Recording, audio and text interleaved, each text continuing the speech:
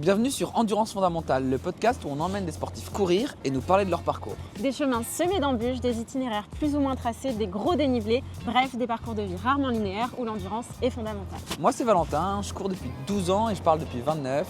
J'adore rencontrer des gens et parler de sujets profonds avec eux. Et quoi de mieux que de le faire en courant. Et moi c'est Carla, passionnée de sport depuis toujours. Vous me verrez sur quelques épisodes, mais la plupart du temps je suis derrière la caméra. Alors pensez à activer la vidéo si vous êtes sur une plateforme qui le permet, que je n'ai pas pédalé pour rien. On vous laisse avec l'épisode. Bonne écoute.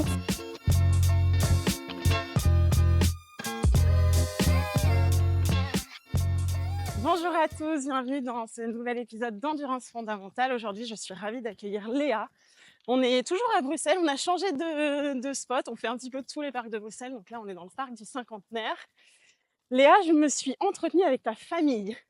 J'ai appris beaucoup de choses sur toi et ils m'ont dépeint une personnalité très déterminée. Donc j'ai hâte de voir si je ressens la même chose au cours de notre échange. Est-ce que, avant de parler de ton sport et de ta pratique, tu peux peut-être te présenter en quelques mots? Bonjour, donc moi je m'appelle Léa, j'ai 27 ans.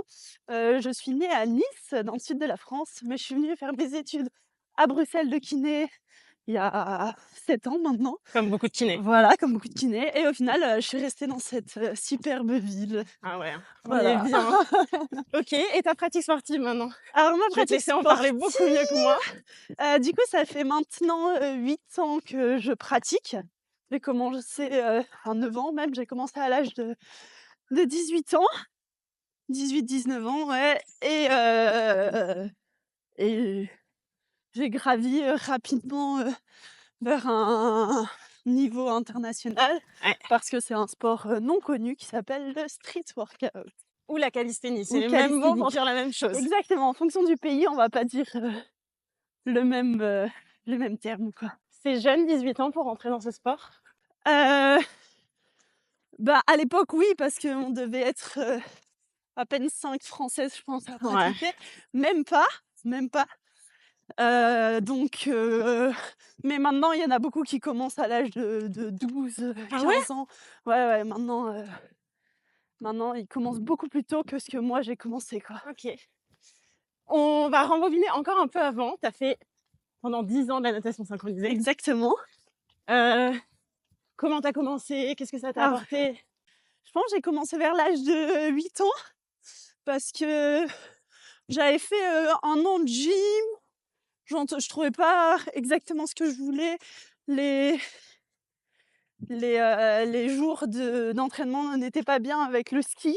Ok, Parce que oui, quand il j'étais y avait le petite, ski aussi. Oui. on allait au ski tous les mercredis au lieu de l'école. Donc ça, c'était trop bien. Quel kiff. Voilà, donc je préférais choisir un sport qui pouvait aller avec le ski. Ouais. Et du coup, j'ai une copine qui faisait de la synchro, donc j'ai fait let's go, allons-y, essayons. Et du coup, j'étais dans un tout petit club, donc j'ai jamais fait de grosses compétitions. Ouais. En synchro, il y a aussi, comme au ski, comme l'étoile d'or et tout. Ouais, les Il niveaux. va avoir des niveaux, le synchro 1, le synchro 2, Ok. enfin, des niveaux comme ça. Donc on faisait ça. Mais j'ai jamais fait trop de grosses compétitions. Je m'entraînais 2-3 fois par semaine, quoi, pas Ouais. plus. Ok. Tu as fait quand même 2 sports qui, j'ai l'impression, apportent beaucoup pour ta pratique d'aujourd'hui. La gym. La Et gym, la synchro, non? j'en ai fait 1 an, donc je pourrais pas considérer que j'ai fait de la gym. Enfin, peut-être après à faire des roulades et des roues. Donc je dirais pas du tout que ça m'a aidée. Mais la synchro, c'est sûr que Sur la précision que des ça m'a mouvements. aidée sur aussi la connaissance de ton corps dans l'espace. Ouais. Certes, en synchro, c'est dans l'eau et là, c'est dans l'air. Mais quand même, au niveau connaissance de son corps et gainage, je pense que ça a été ultra utile, quoi. Ouais. Donc à côté de ça, tu le disais, tu es kiné Je suis kiné. et coach aussi. Voilà. Comment tu fais pour tout concilier? Sachant que là, on est un lundi férié et que tu travailles avant et qu'il faut vite repartir travailler après. On s'organise. Je dirais que le plus important, c'est l'organisation. Ouais. Et c'est sûr que c'est des passions, donc je sais pas si je pourrais tenir ce rythme des années et des années, mais c'est sûr que je travaille entre 40, plus de 40 heures semaine. Ouais. Et avec les préparations, je pense qu'on est plus à du 50. Et les entraînements, j'essaye soit de me les mettre en milieu de journée, Ouais. soit le soir, quoi. Je fais des très très grosses journées et des journées des fois un peu plus courtes qui me laissent le temps de m'entraîner, quoi. Ok. C'est quoi ton meilleur souvenir de sport? Meilleur souvenir de sport, je pense que c'est des victoires en compétition. Ouais. Je pense que le plus beau, enfin la plus belle victoire, c'était en 2022 à des championnats du monde où j'ai fini 2e et je m'y attendais absolument pas. Donc ça, je pense que c'est ma plus belle victoire, quoi. Pourquoi tu t'y attendais pas? Parce que mon objectif, c'était d'être qualifiée pour la finale. Donc souvent, il y en a 5. Ça dépend des années qui sont qualifiées en finale. Donc déjà, d'être dans un top 5, j'étais là en mode bah, Waouh. ça me convient, quoi. Voilà. Et je m'y attendais pas parce que du coup, c'était la finale et j'avais fait un mouvement que j'avais réussi que 3 fois dans ma vie. Ok. Et que j'ai fait, bon, bah, let's go, on donne tout. Et il est passé. Donc il m'a permis d'obtenir La deuxième mon place. titre, quoi, de 2e place et de vice. Et je pense que c'était ma plus belle victoire, quoi. Ouais. Tu as commencé à parler un petit peu de mouvement. Est-ce que pour les personnes qui connaissent pas du tout le street workout, tu peux expliquer quels sont les mouvements de base, comment ça fonctionne, comment les compétitions fonctionnent aussi? Ouais, alors, déjà, c'est un sport qui va beaucoup ressembler à la gymnastique. Ouais. Surtout à la gymnastique masculine, parce que ça va être un peu les mêmes agrès que la gymnastique masculine. Donc, ça va être la barre fixe et les barres parallèles. Et un petit peu de sol, mais pas trop. Et ça va être des enchaînements qu'on va réaliser, vraiment comme on en a envie. C'est pas comme la gymnastique où c'est très imposé. Nous, c'est très, très, très, très libre. Ça va un peu plus ressembler, du coup, au niveau de la liberté à du breakdance. Oui. Où ça va vraiment être, tout le monde fait ce qu'il a envie, quoi. Et nous, on va enchaîner, en fait, des figures statiques avec des figures dynamiques. Les figures statiques, la plus connue, ça va être le drapeau. Oui. Ça, c'est la figure la plus connue. Mais c'est une figure qu'on ne fait pas en compétition parce que elle vaut pas de points. Ok. Elle vaut pas beaucoup de points.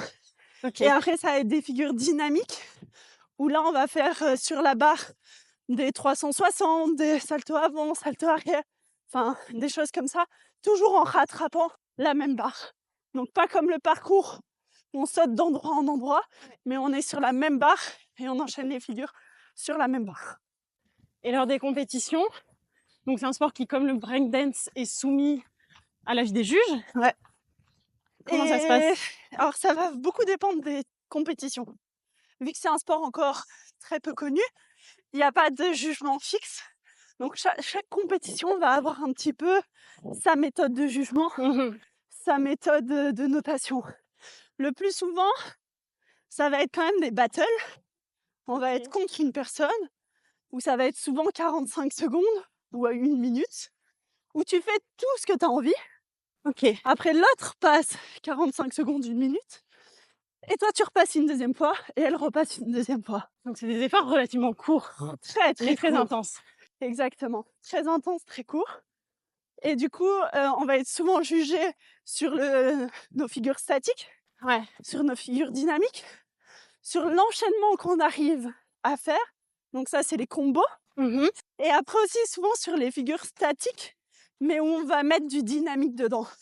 Donc par exemple, une figure où on va être comme ça, on va la monter, on va la descendre, on va plier les bras, faire des push-ups, des pull-ups, des choses comme ça. Ça va être le power dynamique. Ok. Est-ce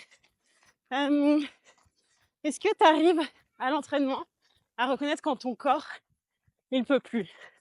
Tu as une très bonne connaissance de ton corps, tu le disais avec la natation, aussi avec ton métier de kiné.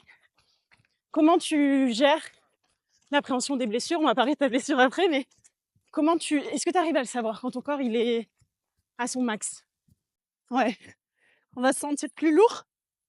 On va sentir que on a des sensations complètement différentes dans notre corps. Et du coup, il va falloir adapter les entraînements par rapport à ça. Faut accepter les jours où on est un peu moins bien, où on est un peu plus fatigué. Va essayer de savoir pourquoi, en fonction de ce qu'on a mangé, en fonction du temps de repos qu'on a eu entre la dernière séance, le sommeil qu'on a. Essayer d'identifier les facteurs, aussi tous les facteurs privés, et adapter notre entraînement par rapport à ça. Ok. On reviendra sur le street workout un peu après. J'ai quelques questions plus larges sur le sport. Est-ce que Ok. tu as un sportif qui t'a ou qui t'impressionne particulièrement? Pas forcément dans ton sport, mais au global. Et pourquoi? Je dirais Simone Bales. Ouais, ok. Alors, qui est-ce qu'elle n'impressionne pas? Je ne sais pas. Elle est impressionnante. Ouais. Elle est encore tellement vieille, entre guillemets, pour la gymnastique, et est tellement Ouais. performante que c'est impressionnant. C'est clair. Alignée avec toi. Si aujourd'hui tu devais commencer un sport de zéro que tu n'as jamais fait, ce serait quoi? Alors, un sport qui m'attire beaucoup et que j'aimerais bien faire quand j'ai décidé de ne plus performer en street workout, ce serait la pole dance. Ok. Ça, Il y a il y plein de a trucs des en commun. similitudes, c'est sûr. Ouais. Mais je pense que l'aspect artistique que j'avais en natation synchronisée me manque à certains Ah moments. ouais, je comprends. Et du coup, j'ai fait aussi beaucoup de danse petite. Et du coup, je pense que ça sera Ça un peu rassemble le tout, ouais. Ouais. Ouais, puis là, Un tu partirais global avec un par rapport sacré à tout. avantage, quoi. Oui, En termes de musculature, oui, de je pense force. que oui, mais ça serait vraiment un truc que j'ai encore jamais essayé et qui me plairait vraiment. Ok. Enfin, je pense. Trop cool. Si tu devais choisir un sponsor, mais qui te sponsorise sur tous les aspects de ta vie, tu peux porter que cette marque au sport et en dehors. Nike. J'étais sûre que t'allais dire Nike. J'étais sûre que t'allais dire Nike parce que t'es habillée en Nike. Ah Et ouais, c'est vrai que j'ai un haut Nike. je trouve que les valeurs collent bien. Ouais. Tu te reconnais dans les valeurs? Je connais pas exactement leurs valeurs, Ouais, c'est mais performance, ouais. combativité, Ouais. détermination, quoi. Et au niveau de leurs vêtements et tout, enfin, je sais que j'aime beaucoup. J'en ai pas des masses non plus, mais ça me déplairait pas. Est-ce qu'il y a des vêtements spécifiques, des marques de vêtements pour le street workout? Mais il y en a plusieurs qui essayent. C'est un sport aussi où tout est à créer. Donc il y a beaucoup de personnes qui essayent de faire leur business autour de ça. La marque la plus connue, ce sera Gornation, qui est une marque allemande et qui, eux, ont réussi à vraiment se créer une belle place dans le monde du street workout. Ok. Mais sinon, on n'a pas de vêtements particuliers qu'on doit porter. Voilà. Souvent, on va être en brassière et short. Oui. Mais là, par exemple, championnat du monde, on n'a pas le droit d'avoir un truc au-dessus de 5 cm au-dessus des genoux. Ça, c'est interdit. Plus court, Plus long. Plus long. Enfin, faut que ça arrive maximum à 5 cm ou 10 cm au-dessus des genoux. Pourquoi? Aucune idée. Ok. Il n'y a pas une raison de si c'est plus court, c'est plus facile ou... Non, c'est une compétition. Ils ont décidé de mettre des règles un peu... qui leur vont bien. Ouais, on doit avoir des chaussures alors que il n'y a aucune compétition, on doit avoir des chaussures. Ouais. Et chez eux, on doit avoir des chaussures. Ok. Tu le disais, c'est un sport très masculin. Ouais. Peut-être un peu moins aujourd'hui, enfin ça se démocratise. Comment Doucement, tu vis mais sûrement. Ouais. Comment tu vis le fait, toi, d'être dans un sport majoritairement masculin et comment tu vois l'évolution? Je suis sûre que ça va bien évoluer et qu'il y aura de plus en plus de filles. Ça prendra du temps. Ça en prend déjà plus que ce que j'aurais espéré. Mais c'est vrai que ce qui est embêtant quand c'est un sport masculin comme ça, c'est que souvent les femmes ont un peu peur d'aller dans les parcs, ont un peu peur de pas savoir faire. Ouais. Alors que justement, il faut y aller. Et c'est un sport tellement communautaire que tout le monde va aider tout le monde. Mais c'est vrai que le fait qu'il n'y ait pas beaucoup de femmes, beaucoup de femmes ont des conseils d'hommes. Et pour les hommes, c'est quand même beaucoup plus facile que pour nous. Donc, au plus il y aura de femmes, au plus ça va amener d'autres femmes, quoi. Ouais, clairement. C'est un sport qui se pratique en extérieur majoritairement. Oui. Dans des espaces, des parcs comme là, juste devant nous en fait. C'est un peu nul, mais... Pourquoi il est nul? Il est tout petit. Il est petit. La barre, là où il y a le monsieur qui est dessus, a été fait... Donc là, le monsieur fait une figure statique. Voilà, ça s'appelle un back lever. Et en fait, la barre est très petite. Ouais. Donc, on peut pas voler comme on vole. Ouais. Et le sol se finit très proche de la barre. Donc, s'ils auraient avancé la barre de 1 mètre, au niveau sécurité, ça aurait été mieux et qu'elle soit plus large, quoi. Ok. Une question qui n'a rien à voir, mais pour illustrer le fait que tu es très compète, est-ce que tu peux nous parler des résultats de ton bac de maths? Ça, c'est mon frère. Oui, c'est pas lui qui nous l'a dit, mais oui, c'est en lien avec ton frère. Ah bah, c'était pas super. Pas ouf. J'étais une très matheuse. Ouais. Toujours très bonne en maths. Et je pense que je suis quelqu'un qui est capable de mettre une pression de fou.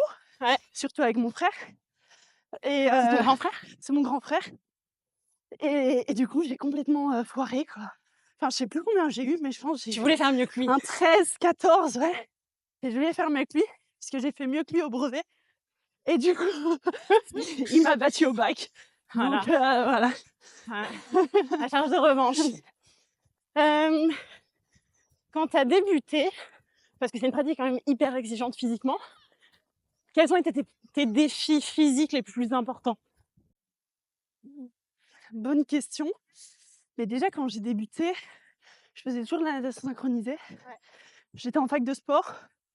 Donc mon taux horaire de sport était très important. Et je dirais que j'ai pas eu non plus d'énormes défis. Parce que vu qu'il y avait personne qui pratiquait, c'est un peu moi qui ai tourné la pratique comme je voulais. Ouais. Et du coup, je me suis rapprochée au départ vraiment des figures qui étaient beaucoup plus simples pour moi, qui demandaient aussi un aspect souplesse et qui du coup m'a permis de performer parce que je me suis beaucoup plus penchée vers les aspects où j'étais plus douée, quoi. Ouais. Tu fais vraiment partie de la crème de ton sport, on peut le dire, je pense. En France, à l'international, comment on arrive à ce niveau-là? Mais déjà, moi, j'ai eu beaucoup de chance parce que je suis arrivée Au bon moment. ouais. Et il y avait personne. Ce que j'ai fait à mes premiers championnats du monde, Il y avait combien de filles? Femmes, il y filles, en avait femmes? quand même pas mal, hein. Je pense à mon premier au niveau international, je pense qu'on était 15-20. Ah, quand Mais même. moi, j'ai été qualifiée juste par vidéo parce que j'étais la seule française à avoir envoyé une vidéo. Ok. Donc, pas très compliqué les qualifications pour un championnat du monde, quoi. Tu peux faire 12 prises si tu veux. Mais du coup, en fait, moi, je suis montée aussi haut parce que j'ai voulu y aller. Donc, je me suis déplacée partout. J'allais à chaque compétition où il y avait des filles qui pouvaient aller. Ouais. Et du coup, ça m'a permis de me donner de l'expérience, mais surtout de me donner de la motivation pour continuer dans le sport et de rencontrer des nouvelles personnes qui, du coup, m'ont permis de me motiver encore plus et être dans un cercle vicieux positif, quoi. La communauté, elle est bienveillante. Elle est super bienveillante. Donc, vraiment, enfin, c'est trop bien parce que dans chaque pays où on va aller, on va rencontrer des gens qui vont être passionnés du même sport que nous. Ouais. Et du coup, ça va nous faire des connaissances et partager des super moments avec des gens qui ont la même passion que nous, quoi. Ouais, c'est génial. Donc, on suffit qu'on aille dans un parc et on va parler aux gens qui y sont, ou on va envoyer un message Instagram à l'association qui est sur place pour organiser un entraînement tous ensemble, quoi. Ah, c'est trop Donc, bien. c'est ultra communautaire et on est tellement pas beaucoup que bah on se soude encore plus, quoi. Est-ce que c'est beaucoup plus développé aux États-Unis peut-être? Ou pas plus que ça? Pas plus que ça, hein. Ok. Je dirais que c'est quand même plus développé dans les pays de l'Est. Voilà. Ouais. Mais aux États-Unis, il n'y a pas beaucoup de compétitions. Il y en a beaucoup plus en Europe qu'il y en a aux États-Unis. Après, vu que nous, on est en Europe, bah, je connais obligatoirement plus celles qui sont en Europe. Il y en a quand même pas mal aux États-Unis, mais je trouve qu'il y en a plus en Europe qu'aux États-Unis. Tu parles de l'Est, justement. Il y a plein de jeunes filles de l'Est qui arrivent dans ta pratique, qui sont très jeunes et très fortes. Oui. Comment tu vis, toi, cette nouvelle génération qui arrive et peut-être qui te met un peu plus à mal que c'était le cas auparavant où tu avais plus de... Ça, c'est sûr. Ouais. Ça, c'est sûr, mais en même temps, moi, je trouve que c'est trop beau parce que notre sport, ça veut dire qu'il évolue. Ça veut dire qu'on a fait aussi les bonnes choses pour qu'il évolue de la bonne façon. Et du coup, ça, c'est trop motivant de voir comment ça évolue. Et c'est bien, elle me challenge. Ouais. Et elle me pousse. Et moi, je suis une compétitrice dans l'âme. Ouais, ça Donc, on a compris. Sans compétition, Ouais. j'arrive pas à m'entraîner. Il y a moins de fierté, en fait, aussi. Ouais, quand il y a pas de c'est quelque challenge. chose qui m'anime. et sur lesquels je travaille beaucoup aussi d'un point de vue mental pour prendre que le bon côté de ça et pas le mauvais côté de la compétition. C'est quoi qui te caractérise toi? Parce que bon, il y a plein de choses qui font la différence sur une compétition, effectivement, tu l'as dit, les combos, les mouvements, etc. Mais aussi le style parfois. Ouais. Si on devait peindre ton portrait de street workout Euh, Bah, la figure où j'ai été le plus connue s'appelle le e-sit. Ok. Donc, ça, c'est une figure qui m'a fait quand même beaucoup être connue quand j'ai commencé. Maintenant, c'est devenu une figure basique. Mais Tu peux nous la décrire? ça, on va être en appui sur les mains. Ouais. Donc, on peut choisir différentes positions de main. On va avoir les jambes collées à sa tête Ouais, ça et demande on une va lever les souplesse. fesses. Ça demande une souplesse Voilà. incroyable. Et une force Ouais. active pour maintenir cette souplesse énorme et réussir à soulever son corps, quoi. C'est quoi la part du mental dans ton sport? Elle est énorme. Elle est énorme et on l'oublie souvent. Donc, dans tout ce qui est figure freestyle, il y a quand même une peur qui est présente. Ouais. C'est quand même dangereux, on va pas se mentir. Donc, il faut être confiant en soi, il faut avoir une confiance en soi, une confiance dans son corps et dans ses mouvements pour en fait réussir à lâcher les figures, pour réussir à ne pas avoir peur de s'envoyer en l'air, quoi. Dans la bâche. Voilà. Et ça, il y a des fois des blocages mentaux, il faut passer au-dessus. Et après, en compétition, bah, malgré le stress, réussir à se poser et à faire exactement la même chose. Parce qu'un tirage un peu indifférent, bah, comme en gymnastique, un lâchage de main une demi-seconde après, bah, on va rater notre figure. Donc le mental est énorme. Et après, c'est un sport quand même répétitif. Ouais. Enfin, peut-être moins que la course à pied. Mais Non, mais c'est-à-dire qu'il faut faire voilà. plein de fois. Et Pour du ton coup, cerveau, ton corps. ouais.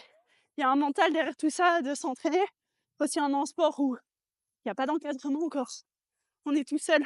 Donc s'il y a personne, moi, qui me dit, enfin, si j'ai pas le mental de me dire let's go, va t'entraîner, même si t'es fatigué, même si t'as travaillé 12 heures aujourd'hui, non, tu dois t'entraîner, bah, il se passe rien, quoi. Il n'y a pas un entraîneur qui t'attend Non, et qui il dit y a t'es en personne qui retard. m'attend, personne qui m'attend, personne qui va me dire là tu fais de la merde, bouge ton cul, quoi. Et j'aimerais bien qu'on parle un peu de la mémoire musculaire parce que tu vas nous raconter, mais tu t'es blessée il y a quelques semaines, assez gravement, en compétition en Suisse, c'est ça? Ouais. Tu peux nous raconter comment, enfin, est-ce que tu l'as senti au moment où, par exemple, tu as lâché tes mains ou comment tu as vécu ce moment-là et l'après? Donc à cette compétition, je me sentais vraiment forte, je me sentais vraiment bien préparée mentalement et physiquement. Je passais en toute première de tout l'événement. Ouais. À l'échauffement, tout s'est super bien passé, mais j'avais oublié ma magnésie à moi. Et quelqu'un a mis de la magnésie liquide sur la barre, et la barre a glissé. J'avais aussi beaucoup plus d'élan qu'habituellement parce que j'avais la niaque. Donc, et du coup, ça a fait que j'ai glissé de la barre et j'ai volé à 3 mètres. Ouais, t'as volé haut, c'est impressionnant. Cette vidéo, elle est sur ton Instagram. Voilà. Mais sur le coup, en fait, c'était les phases qualificatives. Donc sur le coup, je me suis levée et j'allais y retourner. Ouais. Et là, on m'a dit stop, tu te calmes, tu respires. Et si ça va bien, tu repasses au lieu d'être la première de la liste des qualifs, bah je repasse en dernier. Donc je suis passée 1 heure, 3/4 d'heure, je sais plus exactement.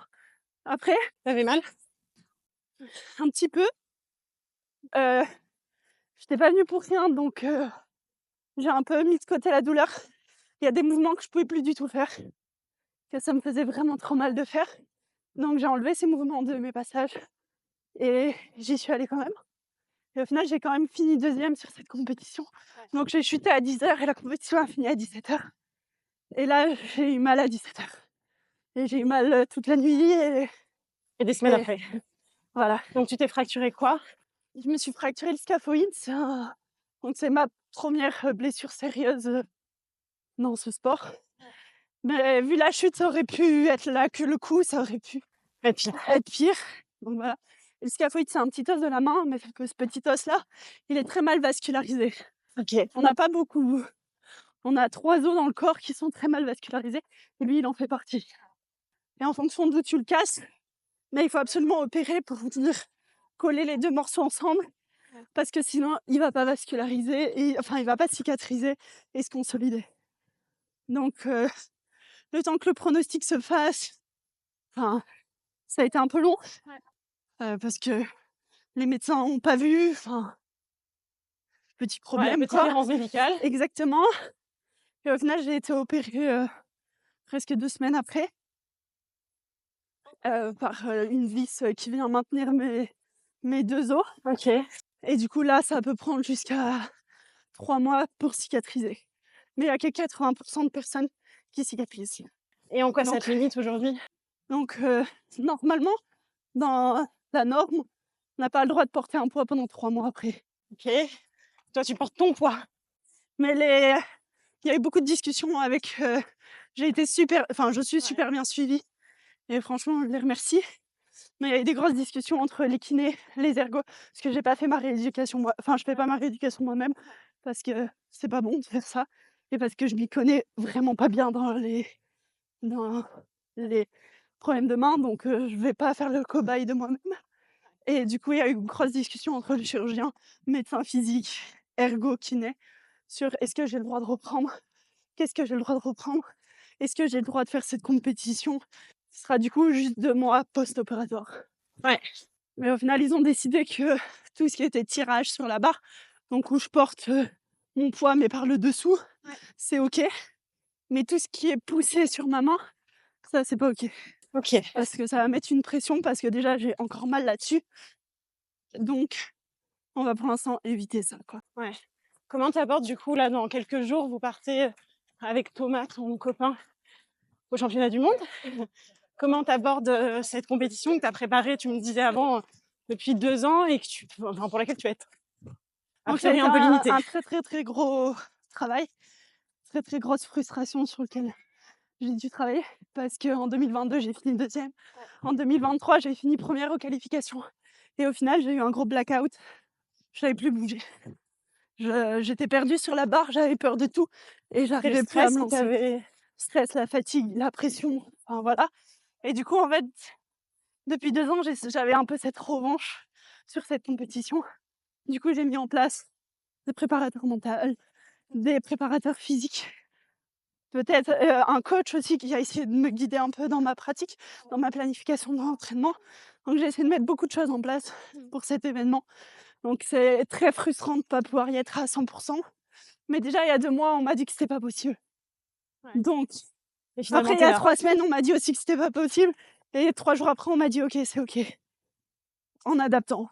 Donc déjà je suis chanceuse d'y aller. En mars il y a eu une compétition où j'ai dû regarder, où j'aurais dû aller et j'aurais voulu gagner. Donc j'ai eu la sensation de ce que ça fait de regarder une compétition où on devait être. Et du coup là, j'ai envie de vraiment prendre ça avec du plaisir. Certes, au fond de moi, il y a une petite voix qui a envie de compétiter et c'est ok. C'est ok. Mais là, le mot number one, ça va être le plaisir. Et je pense que si je me suis blessée, c'est pour que j'apprenne à prendre du plaisir dans ma pratique. Donc, on va essayer d'y aller avec du plaisir. Il y a ma maman aussi qui vient à cette compétition. Elle n'a jamais vu aucune compétition depuis 8 ans. Donc, c'était aussi très dur pour moi d'accepter de ne pas performer à une première compétition. Ma maman vient me voir. Mais voilà, j'ai envie qu'elle voie le plaisir de ce sport, la communauté incroyable qu'on est. Ouais. Et grâce à ça, elle va comprendre pourquoi j'aime ce sport. Ouais, quelque part, moi je crois toujours que rien n'arrive par hasard. Et que peut-être ça c'était un moment, une phase pour changer ton état d'esprit ou Exactement. voir la pratique autrement. Tu penses que ça va te rester? Je pense que ça marque à jamais. Ouais. Déjà, il va falloir que je récupère à 100%.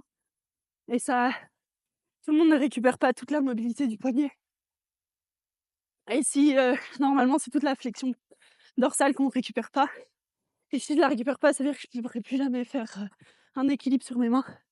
Et ça, C'est plutôt ça mon prochain objectif, de récupérer toute ma mobilité pour pouvoir faire un handstand sur mes mains n'importe où. Ouais. Tu le disais au début du podcast, à un moment, tu as dit quand j'arrêterai ou si j'arrête la compète en street workout, c'est quoi la durée de vie d'un athlète dans ce sport et Non, c'est rien. comment t'envisages après, tu sais pas? Non, c'est rien, là, je suis la plus vieille. Hein. Donc là, sur la compétition de la semaine prochaine, c'est la première année où il y a une catégorie vétéran. Donc plus de 30 ans. Donc là, je vais sur mes 28.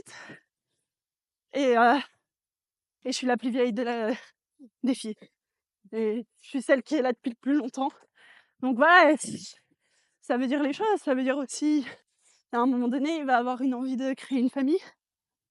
Et à un moment donné où je pourrais pas donner tout ce temps, parce que là, en ce moment, j'ai mon sport, j'ai mon travail. Et heureusement que mon copain fait le même sport que moi, sinon on se verrait pas beaucoup. Ça représente combien de temps d'entraînement dans une semaine? Pas énorme parce que j'aimerais bien pouvoir en mettre plus. Mais je dirais qu'on est à 10-15 heures. C'est énorme. Oui, mais c'est pour ça qu'on pourrait pas appeler ça du haut niveau. Oui. Parce qu'un haut niveau, c'est pas cette C'est des heures par jour, ouais. et c'est pas l'entourage que j'ai qui fait tout ça. Tu le disais, ton copain qu'on devait avoir sur le podcast, Thomas, fait aussi du street workout. À très bon niveau également. Ouais, c'est le Ça fait champion quoi? belge. Ouais, double champion belge. Exactement. Ça fait quoi de partager cette passion avec lui?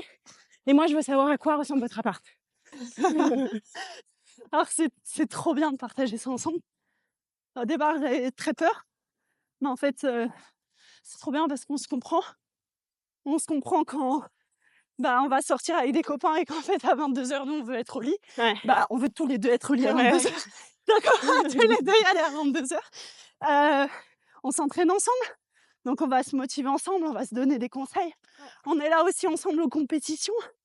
Et on est ensemble en tant qu'athlète. Parce que si, par exemple, j'aurais un copain complètement extérieur, il voudrait de l'attention, il voudrait tout ça. Là, non, on est tous les deux là pour s'aider quand on en a besoin. Si l'autre Thomas a beaucoup besoin d'être seul, il est tout seul et je lui en veux pas, quoi. Et c'est trop bien de pouvoir partager ensemble. Et on part quand même souvent à l'étranger. Et oui. le soir dans l'hôtel, être tout seul dans son lit, pas fun. Manger tout seul au restaurant, c'est pas fun, quoi. Ouais. Ok. Et notre appart. Oui, notre appart, oui. Est-ce que c'est un parc? Un parc de Non, parce qu'on habite en appartement. Mais on a beaucoup de bars. Ouais.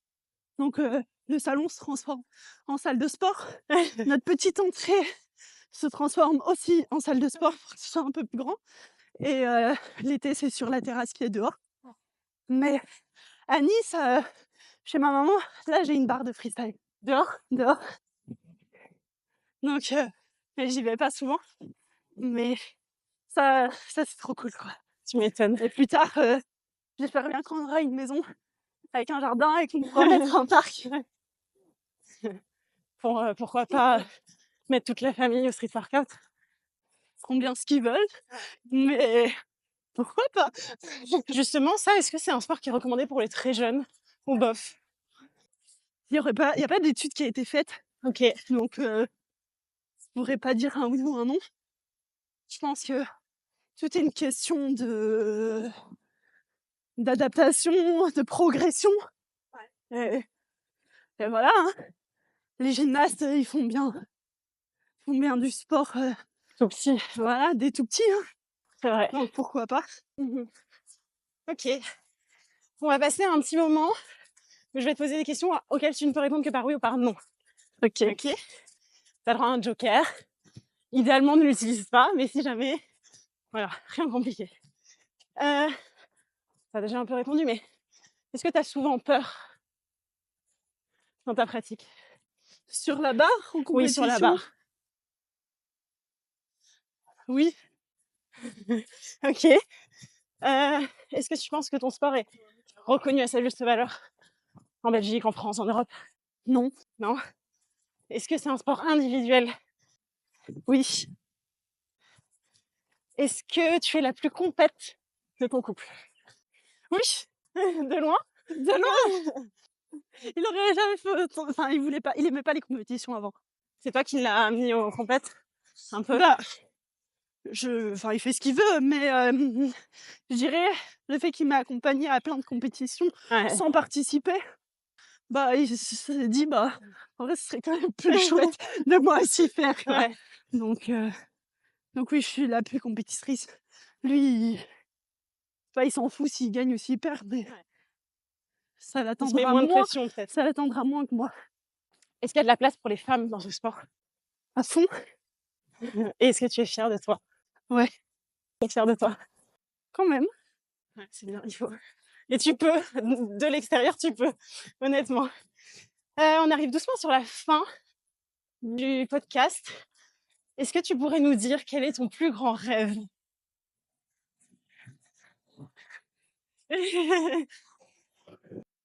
C'est drôle parce que avant, j'aurais répondu super, rapidement, bah, c'est être championne du monde, mon plus grand rêve. Ouais. Et j'ai tellement travaillé dessus mentalement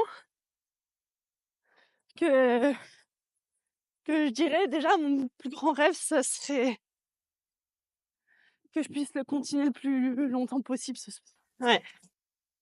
et en bonne santé. Surtout en bonne santé, avec le max de tes capacités, quoi.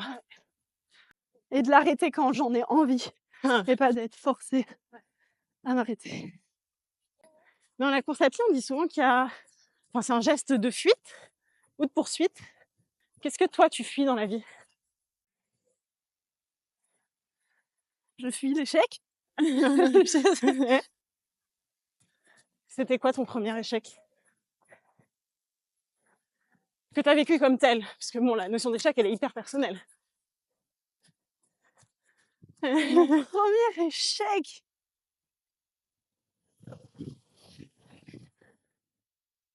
Celui que je me souviens le plus petit. Celui qui t'a marqué, quoi. Le plus petit ou qui m'a marqué Comme le plus? celui qui t'a le plus marqué, comme tu veux. Plus marqué, je dirais que c'est l'échec de ma première année de médecine, de PACES. Ouais.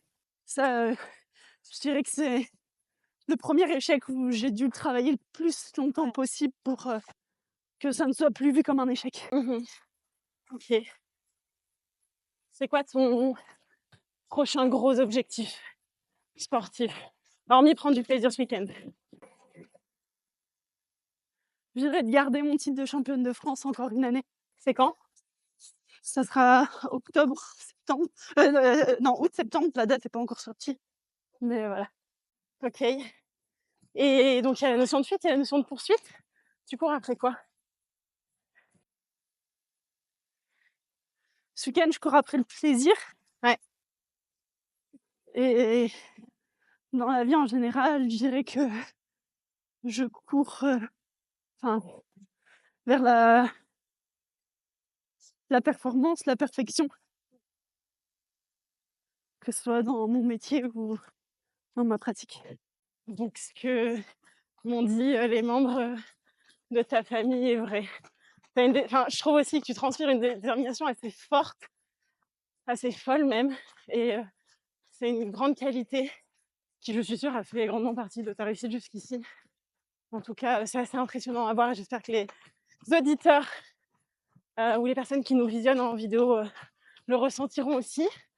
Qui est-ce qu'on devrait, totalement autre chose, contacter de ta part et que tu aimerais voir sur le podcast? Hormis Thomas, ton copain du coup, qu'on aura quand il sera revenu de blessure. En Belgique, en France, Comme tu veux. Sportif, non sportif.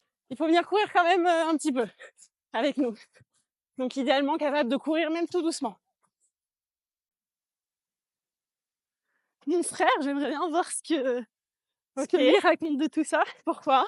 Parce que sans lui, je pense que je serais pas où j'en suis aujourd'hui. Parce que c'est lui qui m'a toujours mis au sport, qui a mis en moi un esprit de compétition depuis toute petite. Ouais. Et ça a plein d'inconvénients. Mais je le remercie et quand j'ai besoin de quelqu'un me remonte le moral par rapport au sport, C'est lui. je sais qu'il aura les bons mots. Génial. Pour finir, où est-ce qu'on peut te suivre si on veut voir tes prochaines compètes, tes perfs, voir tes entraînements. Sur Instagram, Ouais. c'est où je mets le plus de choses. Léa-du-bas. SW pour Street Workout Pro. De toute façon, on mettra tout dans la description de l'épisode. Est-ce qu'il y a un truc qu'on n'a pas abordé que t'aurais aimé discuter de ça? Si tu réfléchis, c'est que oui. Vas-y, à quoi tu penses? Je sais pas, t'aurais pu me poser la question pourquoi je cours pas ou... Non, tu cours?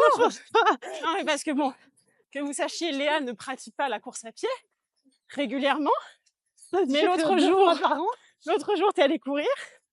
T'as fait quoi? 13 bornes? Non, 7 km. 7 km? À une allure soutenue, quand même.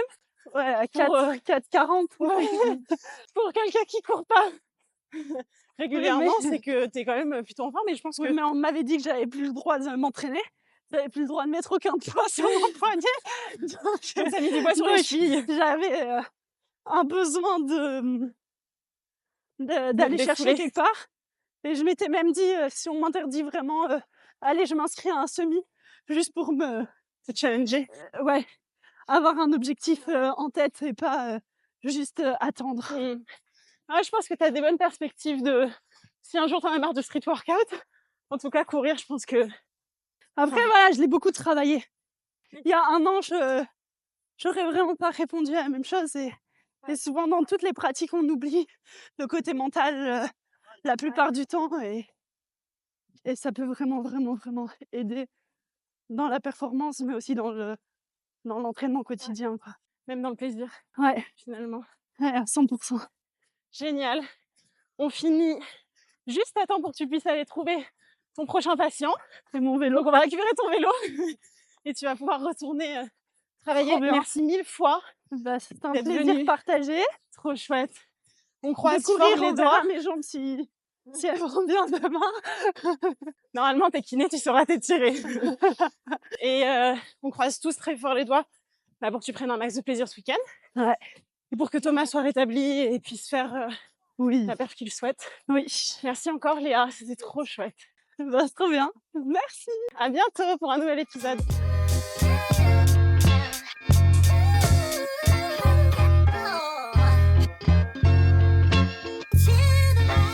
Si vous avez aimé le podcast, pensez à le noter et le partager autour de vous. Et si vous avez envie de voir un invité en particulier, faites-le nous savoir en commentaire. À très bientôt pour une nouvelle séance.